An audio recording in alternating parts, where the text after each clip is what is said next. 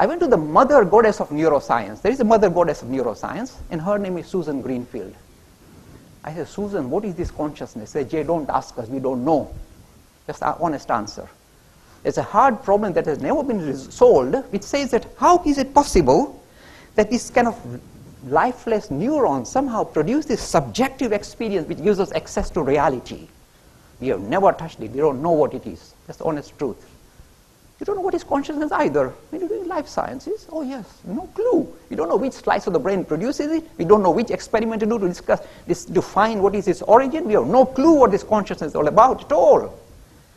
Oh dear. Problem here as well. Consciousness appears in physics. Consciousness appears in life sciences. They sit like that, unreconciled, both as major issues. Now, every effort science has made to try and come to terms with both these phenomena, physical sciences, quantum, and consciousness in neuroscience, has defied simplistic explanation. They produce a whole jumble of jargon that you can easily get lost in.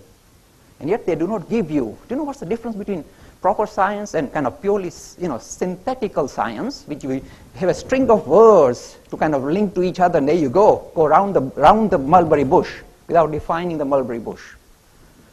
You must have a semantic. You must be able to understand, grasp it. Here, I introduce you now to esoteric Hinduism, which is non-theistic. It doesn't relate to a God as a personality or this idea of spirit as a super personality. It says, grow out of that. That's kindergarten. This esoteric, principle-based Hinduism says, just follow it and see how you like it.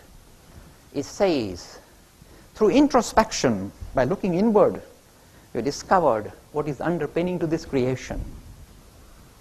The thing that underpins all of us, that one thing that unifies, out of which this diversity is manufactured, that one thing is neither body, neither material, nor mental, nor intellectual, but something that we can only class as spiritual.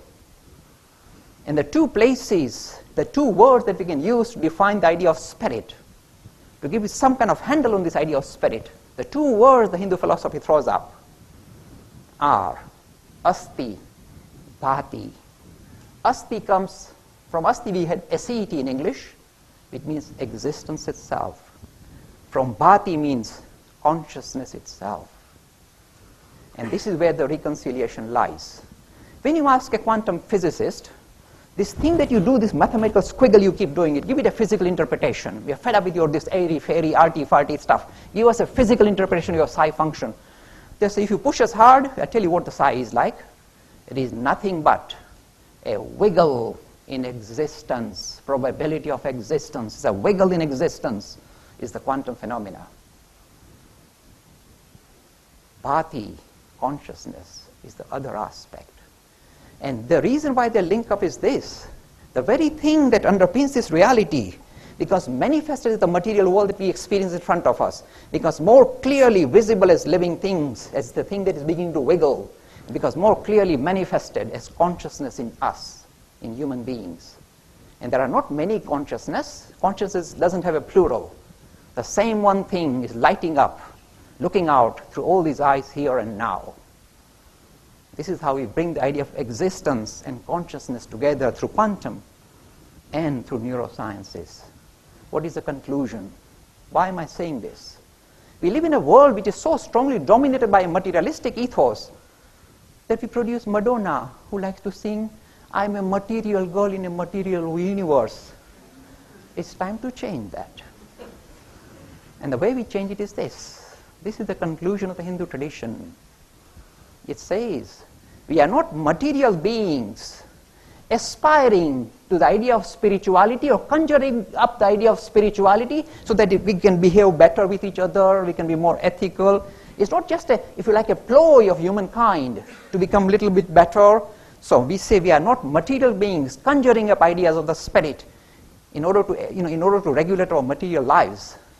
We are essentially spiritual beings caught on a material journey. See the difference? I've turned it upside down. So matter is not the central feature out of which springs out life and consciousness. It's the other way around. It is consciousness and existence that shudder and produce this multiverse that we see in front of us, this multitude of people that we see in front of us. It is the shuddering of consciousness, of existence, that produces this reality to be experienced. The difference is going to be this. This is the thing. It's good that Ted is recording this. This idea of substance and its attributes are going to be now replaced in the 21st century. Otherwise, science struggles with the word reality and appearance. This is where we sit at the moment. The world is lovely, is coherent, it is universal, and yet it is an appearance.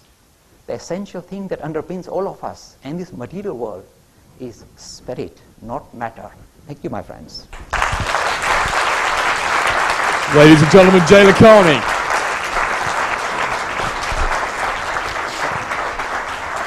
Questions? Yes, one at the side there. Sorry, I have to run round.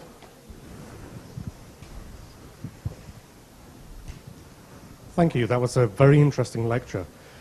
I'm wondering how quantum entanglement might be used to describe your theory of consciousness.